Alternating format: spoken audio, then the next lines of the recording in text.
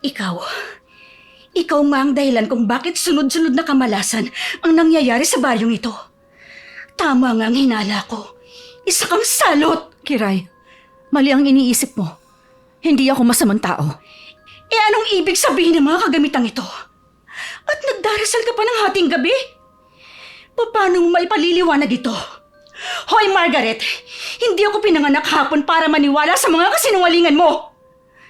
Ginayuma mo rin siguro si Bastino, kaya siya nagkagusto sa'yo. Napakasama mong babae! Malandi ka! Mangkukulam!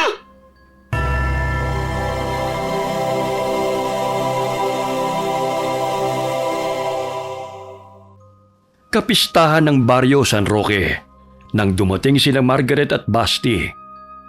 Lahat ng mga tao'y abala sa handaan at ang mga kabataan naman ay masayang nakikipagpaligsahan sa laro na pinangungunahan ni Kapitana. Nakalimutan ko. Fiesta pala ngayong araw. Tamang-tama ang pagdating natin dito Makikikain na lang tayo sa mga kapitbahay. Ikaw talaga? Natitiyak akong magugustuhan mo rito, mahal. Tahimik at malayo sa polusyon. Hindi katulad sa Maynila na halos araw-araw malalanghap ang maruming hangin.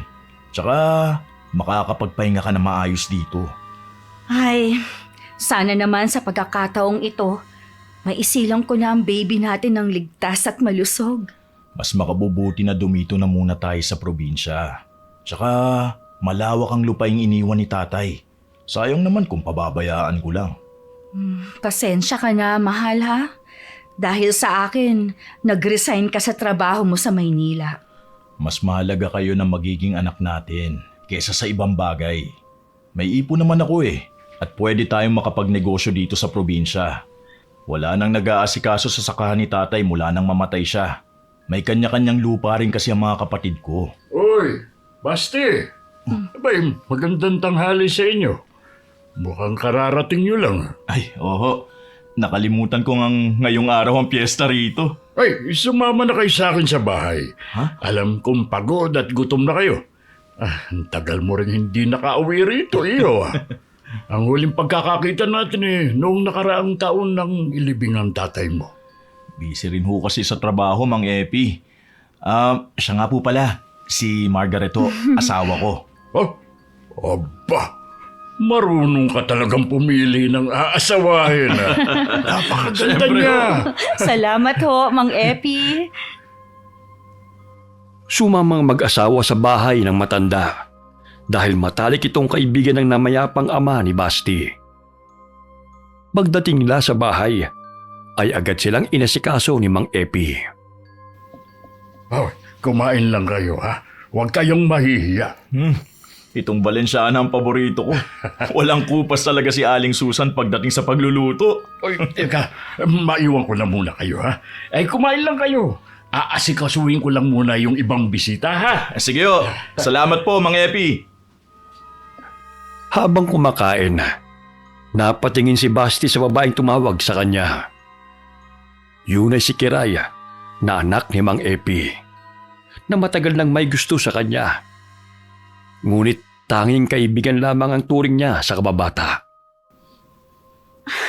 Basti? Oh. Ikaw ba talaga yan? Naku, ang tagal na nating hindi nagkita. Kamusta ka na? Alam mo bang na-miss kita? Kiray, magandang tanghali. Maayos lang naman ako. Heto, kasama ko si Margaret, asawa ko. May asawa ka na? Pero sabi mo noon na wala kang planong mag-asawa ng... Hoy, ikaw talagang bata ka. Paano makakakain ng maayos sina Basti at Margaret? Kung ano-ano yung sinasabi mo dyan. Asikasuhin mo na lang yung ibang bisita doon. Di ko naman sila inaano. Ay, sige na. Doon ka na. Mawawalan pa sila ng gana sa'yo. Ay, Margaret, pagpasensya mo ng anak ko ha. Madulas ang dila pa minsan-minsan Okay lang naman po, Mang Epi. Hoy, ito. Pinagbalot ko na kayo ng pagkain para hindi na kayo magluto mamayang hapunan. Nako, nag-abala pa po talaga kayo. Ang dami naman ito. Uy, minsan lang naman to. Kaya hayaan nyo na. Maya-maya'y nagpaalam ang mag-asawa kay Mang Epi upang umuwi ng bahay. Nakakandado pa ang pintuan dahil wala namang nakatira doon buhat ng mamatay ang ama ni Basti. Paminsan-minsan ay pinupuntahan lamang yon ng kanyang mga pamangkin upang linisin. Pasensya ka na, mahal dahil maalikabok ang bahay. Lilinisin ko na lang muna ang tutulugan natin. Ang ganda pa nitong bahay Bakit hindi tinirahan ng mga kapatid mo? May mga bahay na sila malapit sa lupang sinasaka nila. Mas malaki pa nga rito Yung lupang sinasaka ni tatay na aasikasuhin ko, wala pa sa kalahati ng pagmamayari nila. Kaya napabayaan na yun ng mga kapatid ko. Nag-resign si Basti bilang manager sa isang kilalang restaurant. At doon na lamang naisipang mamuhay at magnegosyo sa probinsya kasama si Margaret. Sa 3 taon na pagsasama nilang mag-asawa, ay 3 beses ding nakunan si Margaret. Kaya pinayuhan sila ng doktor na kailangang umiwas sa stress at magpahinga si Margaret upang lumakas ang kapit ng bata. Kahit na umiinom na siya noon ng gamot na pampakapit, ay nakunan pa rin siya.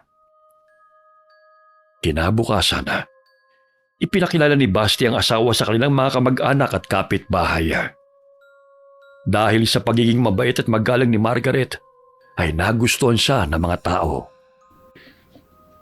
Bukas aasikasuhin ko na ang lupang tataniman ko ng palay. Sasamahan din naman ako ng mga pamangkin ko Ay, napakasariwa talaga ng hangin dito. Hindi katulad sa syudad na puro usok ng sasakyan at pabrika. Ay, sinabi mo pa. Habang tumatagal, naging malapit ang loob ng mga tao kay Margaret, lalo na ng mga bata.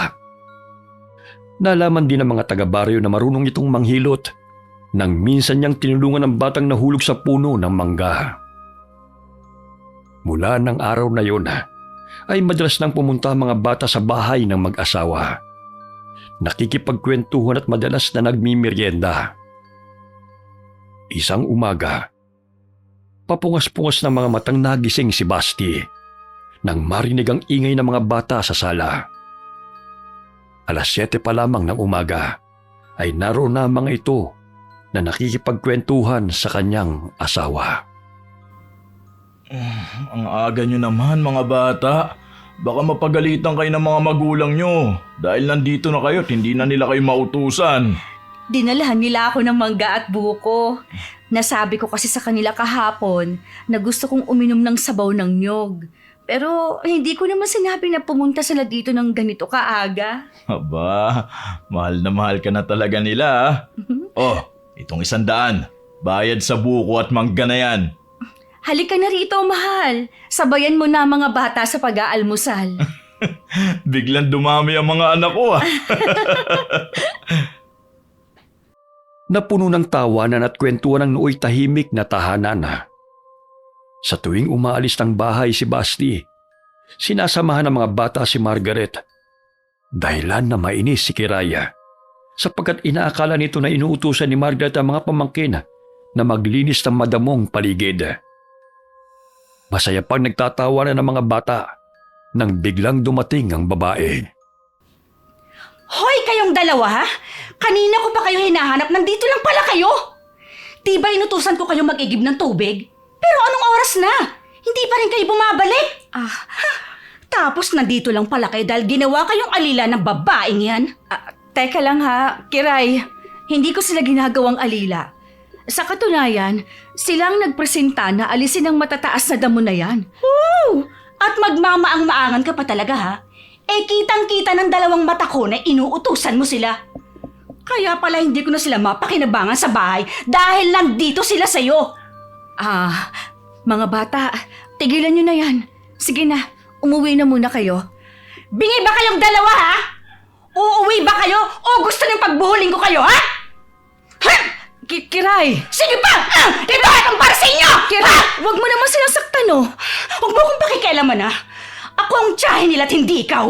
At sino ka para pagsabihan ako kung anong dapat kong gawin? Nasasaktan ng mga bata.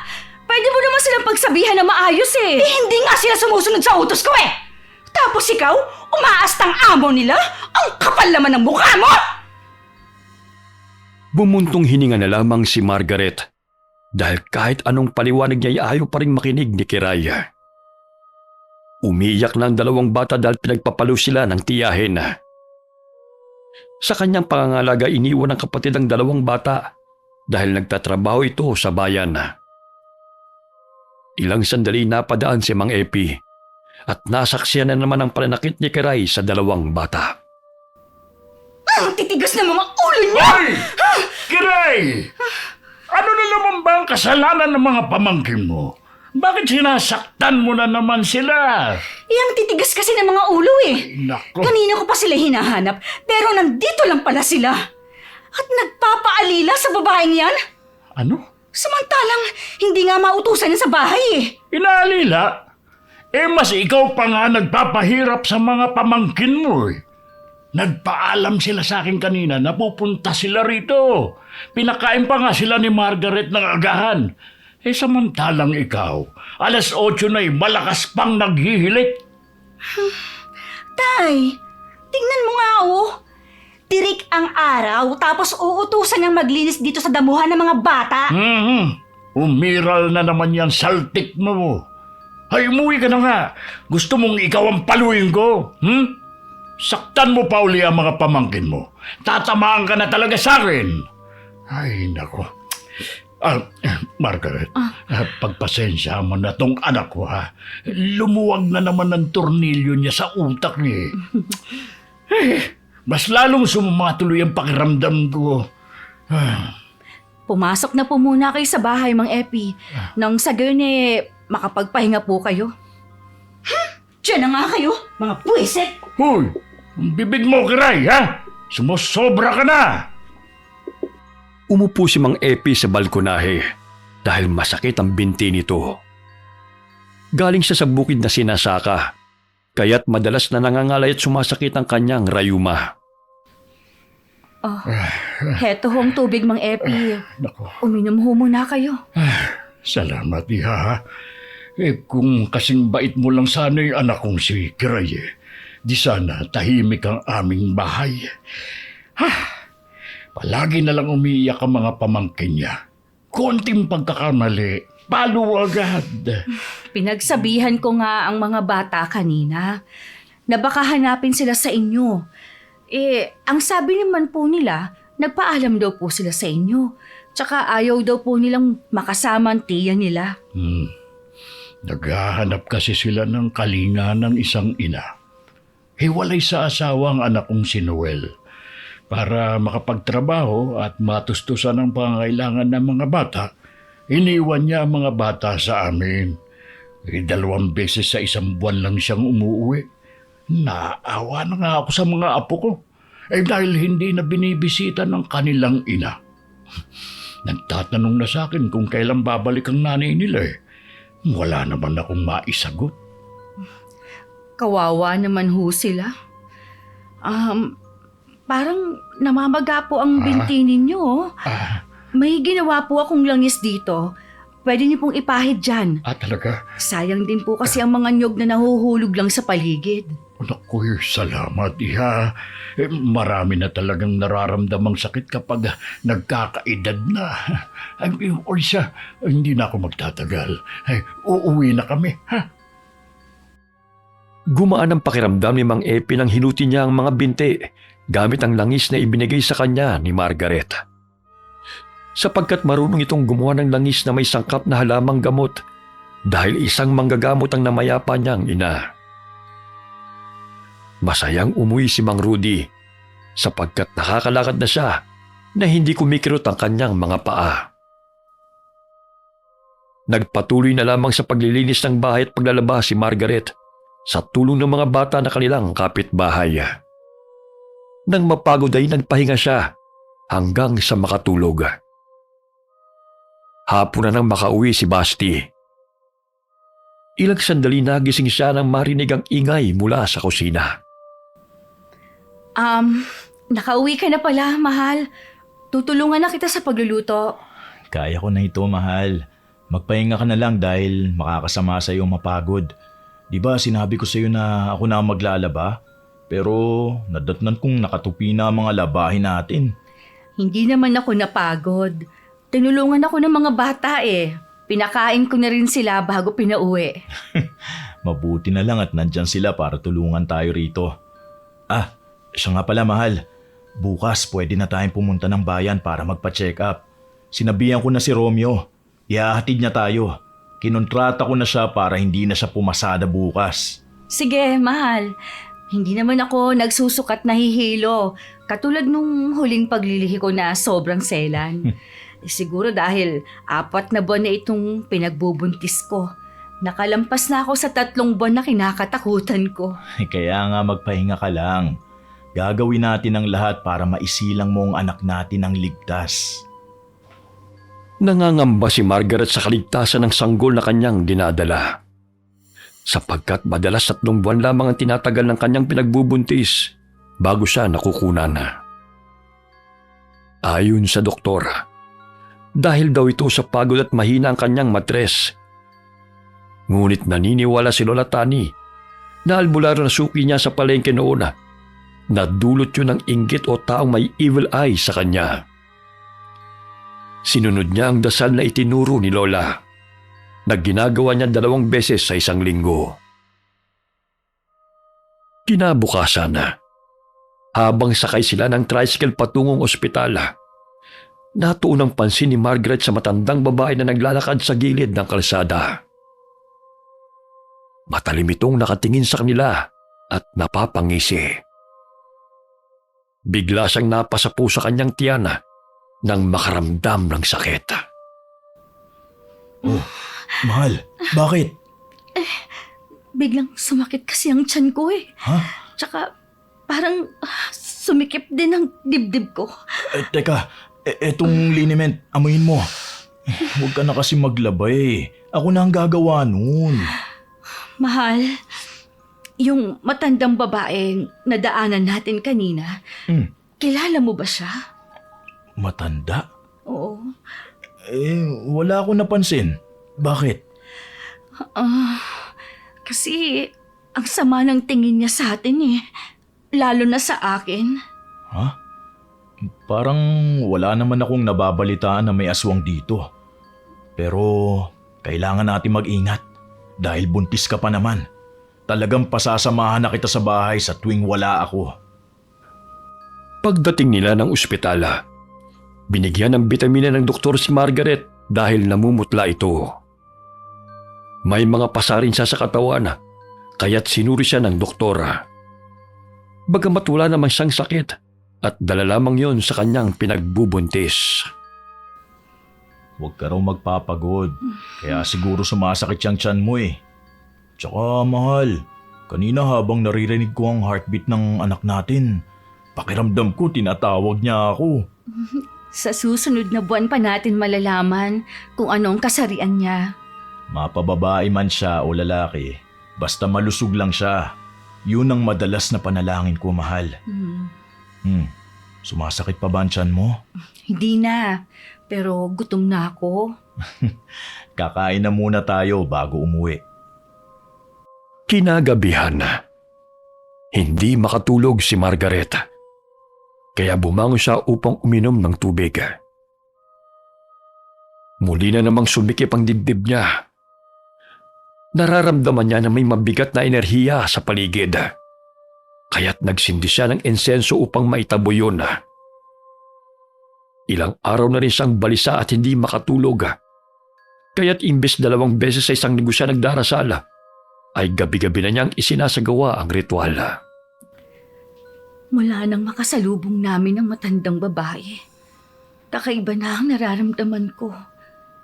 Hindi siya ordinaryong manggagamot lang, kundi gumagamit siya ng mahikang itim na nagpaparusa. Lumabas siya ng bahay upang ilagay doon ang baong may insenso. Nagsindi siya ng kandila habang bumubulong. Hindi niya napansin na dumaan si Kiray sa kanilang bahay at tinatanaw ang ginagawa niya mula sa bakuran. Anong ginagawa niya ng ganitong oras? Parang nagdadasal siya. Hindi kaya siya ang dahilan kung bakit sabay na nagkasakit ang mga pamangking ko.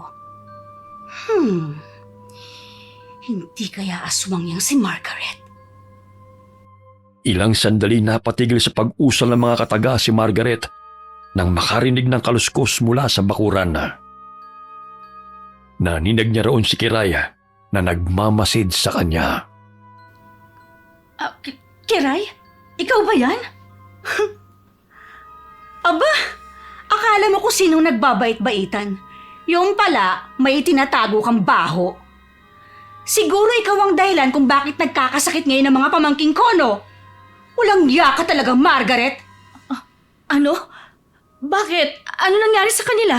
Oo! At magmamaang-maangan ka pa talaga. Samantalang nagre-ritual ka nga, oh! Ha! Kaya pala kinukuha mong loob ng mga bata dito sa baryo dahil may balak kang masama sa kanila. Ano bang pinagsasabi mo? Hindi ako aswang at wala akong balak na masama sa mga bata. Nagpapahangin lang ako rito sa labas. Sinungaling ka! Kitang-kita ng dalawang mata ko na nagsasagawa ka ng ritual. Ha? Ano yung pinapausap mo, ha? At nagsindi ka pa ng kandila, ha? Paano mo yan may papaliwanag? Ginagawa ko to. Ano nangyayari dito, ha? Mahal, bakit nandito ka sa labas? Kasi naiinitan ako. Hoy, Basti! Yang asawa mong siyang dahilan ng pagkakasakit ng mga pamangking ko. Pati ang anak ni Mang Loloy, tumitirik ang mga mata dahil nilalagnat. Simula nang dumating yung asawa mo, nagkasakit na ang mga bata. At kitang-kita ko kung anong ginagawa niya. Binato pa nito si Margaret. Mabuti na lamang hindi ito tinamaan. Pumasok ng bahay ang mag-asawa upang makaiwas sa pagsugod ng babae. Mahal, ano bang sinasabi ni Kiray na aswang ka?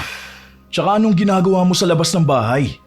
Mahal, hindi ako aswang katulad ng sinasabi niya. Ang totoo, nagsasagawa ako ng ritual. Ayon na rin sa itinuro ni Lola Tani sa akin. Dahil may taong inggit raw sa akin, kaya palagi akong nakukunan. Pinakulam niya ako at gusto niyang patayin ang bata sa sinapupunan ko. At para kontrahin yun, kailangan kong gawin ang ritual na itinuro ni Lola hanggang sa maisilang kong sanggol. Doon na mapuputol ang sumpa niya sa akin at ibabalik sa taong yun ang parusang kamatayan. O siya, tumito ka lang. Ako na ang haharap kay Kiray. Huwag na, mahal. Mamaya saktan ka pa. Basta, huwag kang lalabas ng bahay. Dali-daling pinuntahan ni Basti ang babae. Sa halip na tawagin nito si Aling Rosenda na manggagamot, ay nakalimutan na nito. Gusto mong ipakulong kita? Hating gabi na nagwawala ka rito sa labas ng bahay? Yang asawa mong impaktang ipakulong mo. Dahil siya ang kampo ng kadiliman. Magdahan-dahan ka sa paninira mo sa asawa ko, ah. Sa tagal namin nagsasama, ni minsan, hindi ko siya nakitang tinubuan ng pakpak at pangil. Kaya gandang aswang naman niya kung nagkataon. Tsaka, bakit ka ba nandito? Hating gabi na. Tatawagin ko sana si Aling Rosenda nang makita ko ang pinaggagawa ng asawa mo. Sa pag-iiskandalo mo ngayon, gagaling ba mga pamangkin mo? Hala, umalis ka na rito. Maging ang mga kapitbahay na bulabog dahil sa ingay ng babae. Tuluyan na siyang umalis nang ipagtabuyan siya ni Basti. Dahil sa tagal ni Kiray, ay pinainom na ng paracetamol ni Mang Epi ang mga apo at pinahiran ng langis na ibinigay ni Margaret sa kanya. Kaya't unti-unting bumuti ang pakiramdam ng mga bata. Pagdating ni Kiray at Aling Rosenda sa bahay ni Mang Epi, ay nakatulog na ang mga bata. Ay, nako! Inaaswang ang mga batang ito. Matindi ang pagnanasa ng aswang na makuha sila. Oh, kita mo na, Tay. Tama ako na si Margaret ang dahilan ng pagkakasakit ni Noynoy at Nancy. Anong si Margaret? Gumaling nga ang mga pamangkin mo nang lagyan ko ng langis na ibinigay niya. Tanggalin mo yan, Epi. Ha? Delikado yan sa mga bata. Huwag mo na silang galawin. Mas may tiwala pa ako sa langis na ibinigay ni Margaret kaysa sa mga ginagamit mo. Yung ibinibigay mo nga sa akin noon, parang mantika lang yun, kaya hindi umiepekto. Sayang lang pera ko. Imbis na gumaling ako mas lalo pang sumasakit ang binti ko. Pero ito, nawala na ang sakit ng rayuma ko. Tay, nagpapapaniwala kayo sa babaeng yun? Kitang-kita kong ginagawa niyang ritual. Ay! Tama na. Pauwiin mo na yan si Rosenda. Gusto ko nang matulog. Sinabi ko na sa'yo na wag mo na siyang tatawagin. Magaling na yung mga pamangkin mo. Umalis si Aling Rosenda na mababanagang pagkayamot sa mukha nito. Kaya't kung ano-anong sinasabi nito kay Kiraya laban kay Margaret habang hinahatid siya nito papauwi.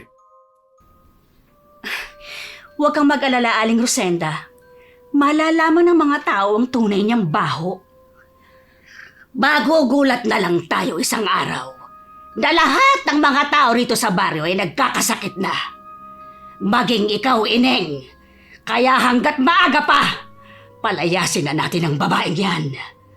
Bumili na rin kayo ng langis sa akin upang hindi tumalab sa inyo ang sakit na pinapakalat niya. Nasa panig niyo ako, Aling Rosenda. Kinabukasan, kumalat sa baryo na si Margaret ang siyang dahilan ng pagkakasakit ng mga bata. Ayon na rin sa paratang ni Kiraya. May naniwala sa babae, ngunit meron namang tumututol. Maging si Mang Epi nahiya sa ginawa ng anak, kaya't siya na mismong humingi ng paumanhin kay Margaret. Margaret, Basti, ako na mismong humihingi ng pasensya sa ginawa ng anak ko. Ay, nako, pinagsabihan ko na kasi, ngunit hindi pa rin nakikinig. Hindi ko po kayang sakta ng sino man sa inyo, Mang Epi. Napamahal na po kayo. Ay, alam ko naman yun, Iha. Ang sakit ng ulo ko. Mang Epi, pumasok na po muna kayo sa bahay. Ang sakit sobra. Parang mabibiyak na yung ulo ko sa sakit. Mahal, kumuha ka ng bimpo. Biglang dumugo ang ilong niya. Ha? Mahal, ano nangyari sa kanya? Hindi lang ito pang karaniwang sakit. Nararamdaman ko ang mabigat na enerhiya sa paligid. Sa palagay ko, kinukulam niya si Mang Epi upang ako ang sisihin sa pagkakasakit ng mga tao. Sino? Hindi ko pa alam. Pero nararamdaman kong nandito lamang siya sa paligid. Pinahiga ni Basti sa sofa ang matandang lalaki. Mula sa bintana, nakita ni Kiray ang nangyari sa kanyang ama nang mapadaan siya sa bahay ng mag-asawa. Kaya't patakbo siyang pumasok sa bahay. Anong ginawa niyo kay tatay? Pwede ba? Umalis ka muna rito.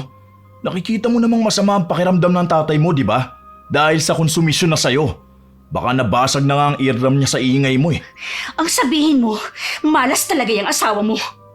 Ang lakas pa ni tatay nang umalis siya ng bahay. Tapos ngayon, nagkaganyan na siya. Umalis ka na nga sabi.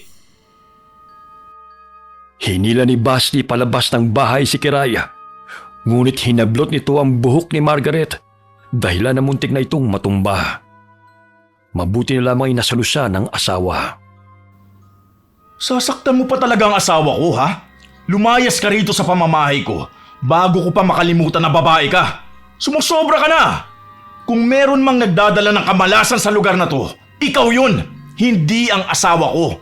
Dahil napaka-negatibo ng utak mo at wala nang makita kundi ang kamalian niya.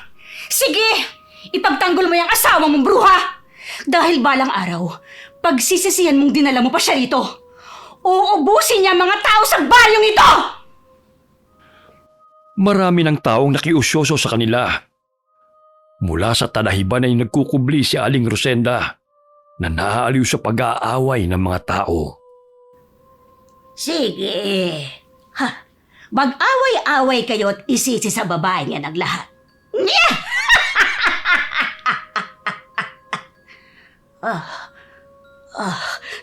Teka, biglang sumakit ang ulo ko. Walang iya siya. Ibinabalik niya sa akin ang ipinato kong sumpa kay Epi. Kailangan kong umuwi sa bahay upang kalabanin siya. Hindi lang siya marunong sa panggagamot, kundi maging sa sumbalik. Kahit natirik ang araw ay biglang kumulimlim ang ulap. Umihip ang malakas na hangin. Pahiwatig na naglalaban ng dalawang puwersa. Mahal, kailangan mo ba ng tulong ko? Maaari bang magsiga ka sa labas at lagyan mo na maraming insenso? Pantabo yon sa masamang puwersa. Kailangan ko kayong proteksyonan dahil maging kayong lahat, bibigyan niya ng sakit. Mahal, sabihin mo lang sa akin kung ano ang dapat kong gawin. Ang matandang babae. Nakikita ko na siya sa aking isipan. Ang manggagamot na sinasabi ni Kiray. Siya ang kumukulam sa mga bata at kay Mang Epi. Huh? Kailangan ninyo siyang puntahan para tumigil siya sa ritual na ginagawa niya. Sige, sasabihan ko ang mga kapitbahay natin na siya ang totoong salot. Sinunod ng ilang kapitbayang sinabi ni Basti na puntahan si Aling Rosenda sa bahay nito upang tukuyin kung ano ang ginagawa nito. Mula sa labas ng bahay ng matanda, naririnig nila na sumisigaw ito na animoy nakikipag-away. Napagtanto nila na tama ang sinabi ni Basti. Sumilip sila sa butas ng dingding at dooy sumambulat sa paningin ng mga tao na nagsasagawa ng orasyon si Aling Rosenda. Maraming manika na gawa sa telang nakalapag sa mesa nito. Sinira nila ang pintuan at kinausap ang matandang manggagamot. Anong ginagawa niyo rito? Umalis kayo! Hindi pa ito ang oras ng panggagamot! Alis! Natumba si Aling Rosenda dahil sa malakas na puwersa na animoy sumuntok sa kanya dahil naistorbo ang kanyang konsentrasyon. Malakas na palawang pinakawala ng matandang manggagamot nang pumasok sa kanyang bunganga ang itim na usok. Lumabas ang dugo sa kanyang ilong at mga mata dahil bumalik sa kanyang sumpa ng kulam na ipinataw niya kina Margaret at ibang tao.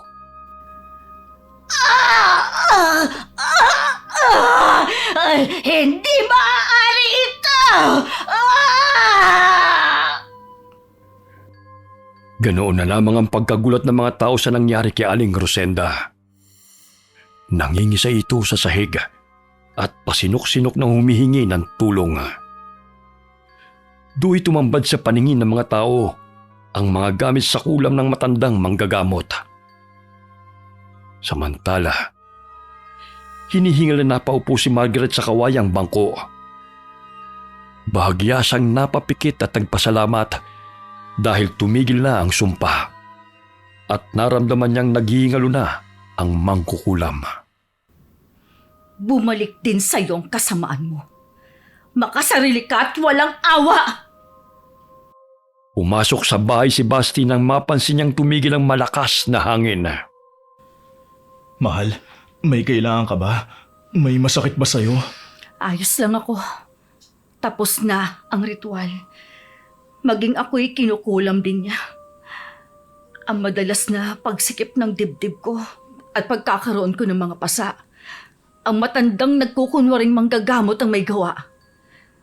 Ligtas na ang ating anak. Ilang sandali nadidinig nila mula sa labas ng bayang usap-usapan ng mga tao. Halos mamutla si Kiraya dahil napag-alaman nito na patay na si Aling Rosenda. Totoo nga ang sinabi nila.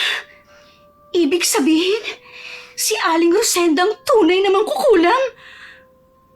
Humingi ng paumanhin si Kiraya at ang mga kababaryo kay Margaret dahil sa maling paniniwala nila. Ayon na rin sa sinabi noon ni Aling Rosenda kay Kiraya. Ang importante, nalaman natin kung sino talaga ang may masamang hangarin at bumalik sa kanya ang kulam. Huwag kayong mag-alala. Hindi naman ako nagtanim ng sama ng loob sa inyo. Kinabukasan na, inilibing ng mga taong malamig na bangkay ni Aling Rosenda. Kasama ang mga kagamitan nito upang hindi na umaligid pa ang kapangyarihang itim nito na makapagbibigay sakit sa mga tao. Sinunog din ng mga taga-baryo mga gamit nito. Naging payapa ang baryo mula nang mamatay si Aling Rosenda, na kilalang manggagamot sa baryo, ngunit inilihim nito sa mga tao na isa siyang mangkukulam. Lumakas ang kapangyarihan ni Margaret dahil sa itinuro at espiritual na gabay ni Lola Tani, na isang magaling na albularyo na siyang manunugis ng mga masasamang mangkukulam. Wakas. Okay, sana po nagustuhan niyo ang kwento namin ngayon. Shout out po tayo kay RFH Haulage ng New Zealand. Hi kay Janet Leison from Dr. Sulaiman Al-Habib Hospital, Saudi Arabia. Kumusta na rin po sa lahat ng mga kababayan natin dyan? Hi kay Maria Consuelo Benitez. Hi kay Julie Habitan from San Isidro, Cabuyao, Laguna. Shout out sa mga anak at apo ni Ma'am Leia Gawaran, lalo na kay Hana, nakaka-graduate lang. Congratulations Hana, from Mami Leia na nasa Madrid, Spain. Hi kay Pablo Brignas from Batangas. Hi kay Rhea Labis from San Jose, Batangas. Hi kay Josefina Fuelas from Pasig City. Hi kay Penelope Valdelion. Shout out kina Cristel Ann Kay at kay Mika C. from Jordan. Kamusta na rin po sa lahat ng mga Pinoy dyan? Shout out kina Jackie at Marlon Montemayor from Sydney, Australia. Shout out kina Amalia, Mina, Jubaika, Gen at Dora from Riyadh, KSA. Kumusta na rin po sa lahat ng mga Pinoy dyan? Hi kay Neri Domingo. Hi kay Lani Sato from Tokyo, Japan. Hi kay May Abarquez from Cabuyao, Laguna. Hi kay Elizabeth Dunca from Texas, USA. Shout out kina Jency, Jenna, Juliana, Jairel, Mikel at Jairine mula kay Josephine Beroya. Hi kay Raim Sacote. Hi kay Grace Arcilia from Hong Kong. Belated happy birthday kay Victoria Escote. Happy birthday, ma'am. Yung mga hindi ko po nabati ngayon, pasensya na po kayo dahil limited lang po yung pagbati natin, no? Pero isa-shoutout ko po kayo sa susunod na upload natin.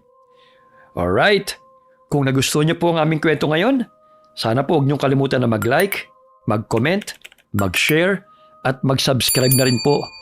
Huwag niyo rin po sanang kalimutan manood, makinig at mag-subscribe kay Miss Gwen Horror Stories at kay Kuya Louie Horror Stories na guest po natin ngayon. Malaking tulong po ang suporta nyo para magpatuloy po ang aming channels. Muli po, marami pong salamat sa inyong lahat and God bless all of you.